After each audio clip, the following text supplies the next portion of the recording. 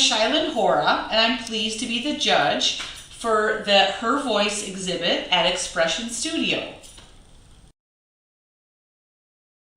Overall, the show in itself is dynamic in many ways. First, it's the diversity in the medium, the materials and the papers and the inks that are used, but also I like the juxtaposition between current things that are happening with women's voices and also in the past things that women have historically been saying or have said.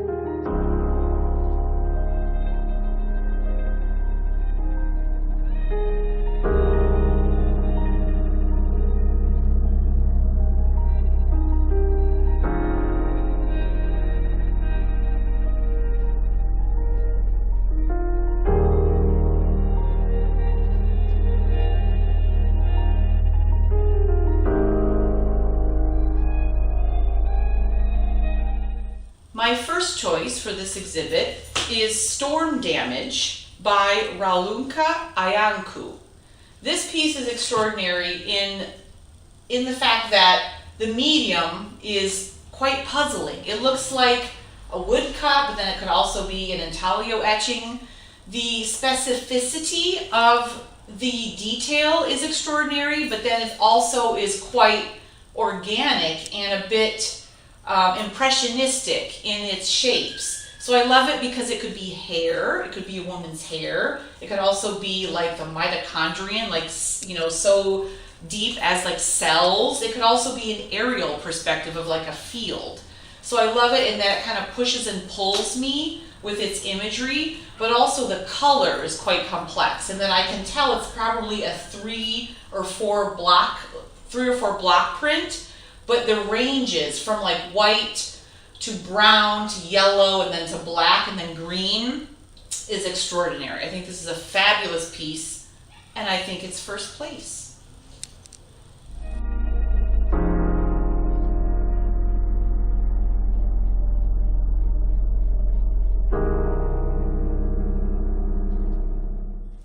The second place for the show I've chosen as The Hill We Climb by Amy Cordell. This piece is rockin' because it's like a rock. It's beautiful in that it's got the poem and the text of the infamous The Hill We Climb by Amanda Gorman, the inaugural poem for President Biden. So I love its presence for right now, this time of now, but also the simplicity and the direct message of beauty and importance with these this 4 block color print. So we've got black, red, yellow, and the white that is just so iconic of Amanda and her voice. It's simple, it's straight to the point, it's firm, it's clear. I just love it for its simplicity and the message that this is the hill that we're climbing, even as women.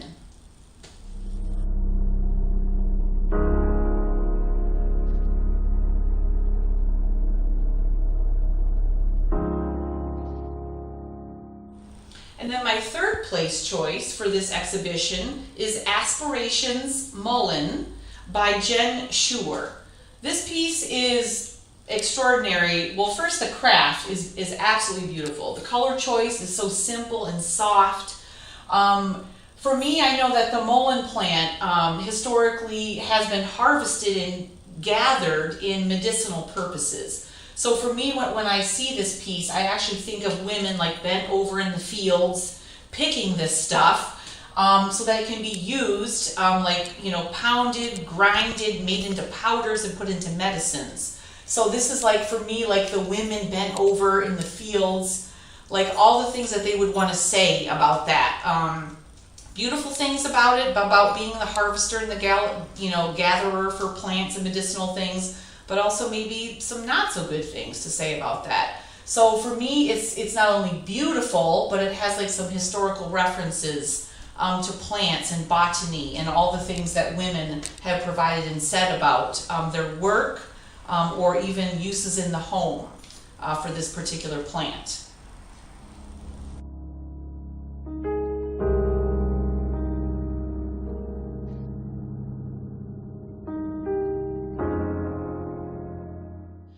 My first honorable mention is this beautiful print by Alex Brightbill. This print is dynamic to me and extraordinary in the fact that, of course, it's making references to Rosie the Riveter from the Second World War. It's you know, classic of what's happening in the world right now with coronavirus and getting vaccinated. I like that she's saying just straight out, like, we can do it and get vaccinated. Like, her opinion on this is, you know, it's a shared opinion with me, but it's also, it's like the war poster that we should be using right now everywhere to tell everyone, women, children, kids, like, get vaccinated. So I love, like, its current importance, that it's a poster. It's also got the little, you know, coronavirus emblem in the corners, and also just like the detail and the work in the face, particularly around the eye. You can tell that it's probably a self-portrait. So she is saying that this is what she wants, and it's iconic of our time, but also with references to history, to Rosie. So awesome. It's a beautiful piece.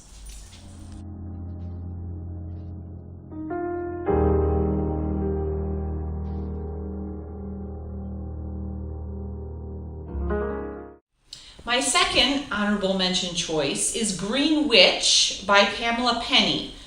This piece is has captured my interest just because, well, I like the size of it, how it really draws me in, but also like the references to landscape and aerial perspectives of the land or like a forest. But then she's actually brought in a piece of botanical litter and attached it onto this like loom or crocheted, threaded sewing piece.